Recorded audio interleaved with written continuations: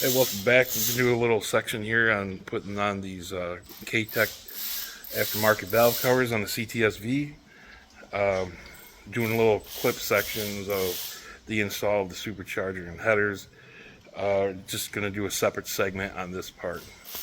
Here are the covers. They come with their billet. It looks like they're two-piece. Like this part comes off because there's bolts holding it in. It's like built-in baffling inside here. It comes with these fittings. They're just screw in with a rubber O-ring. Everything you need to get the coils attached, and it's just a matter of taking out these 10mm bolts, get these covers off, and get these swapped out. The reason for it is because these have to get cut off in the instructions, which I will probably do a video on that with these covers, but we're just changing these out. But you have to cut those off in order to fit the new supercharger on it. So this is going to eliminate the need for having to go get a vertical bandsaw. So on these covers, there's some 2 Torx bolts. They're kind of captured. That one in the back, you need a 3-inch extension because there's no other way to get to it. You can't just put the socket on it, and you can't put a long one on because you hit this. So you got to have about a 3-incher to get on here.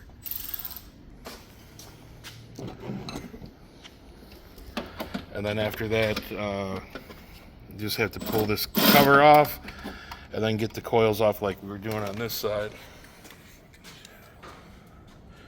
And then as you'll see, once they're off, the header bolts are fairly accessible. So, and the battery is disconnected in the back. We think we have it figured out with the oil dipstick. I believe it's gonna go in here, but we'll show when it's on there.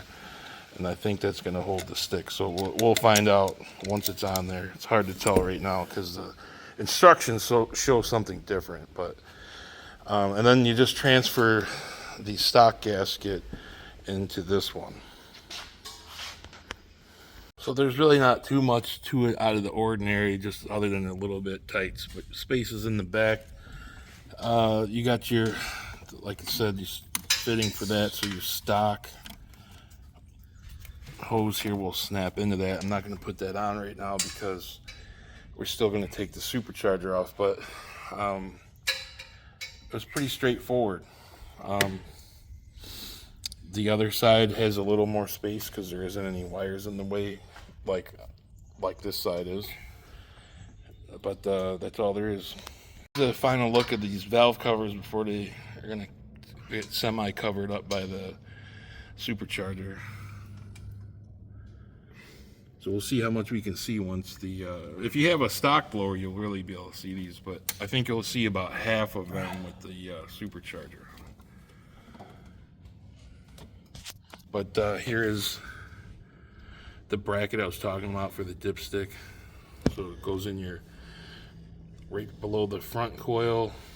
That little tang gets in that slot, and then you just put that bolt in to hold the tube. Big humps are basically for the air separator design in them. So I was wondering why they were like that, but that's the reason. As far as the final fit of these valve covers, as you can see after everything's installed, I mean, you can see them, but they are kind of buried underneath all this stuff. Pretty much on both sides. So, but fit and finish and everything seems to be really well. So for that, and then the fact that we didn't have to take time to cut those pieces is like helps get things done a little quicker, or else we would have had to run somewhere else to do it.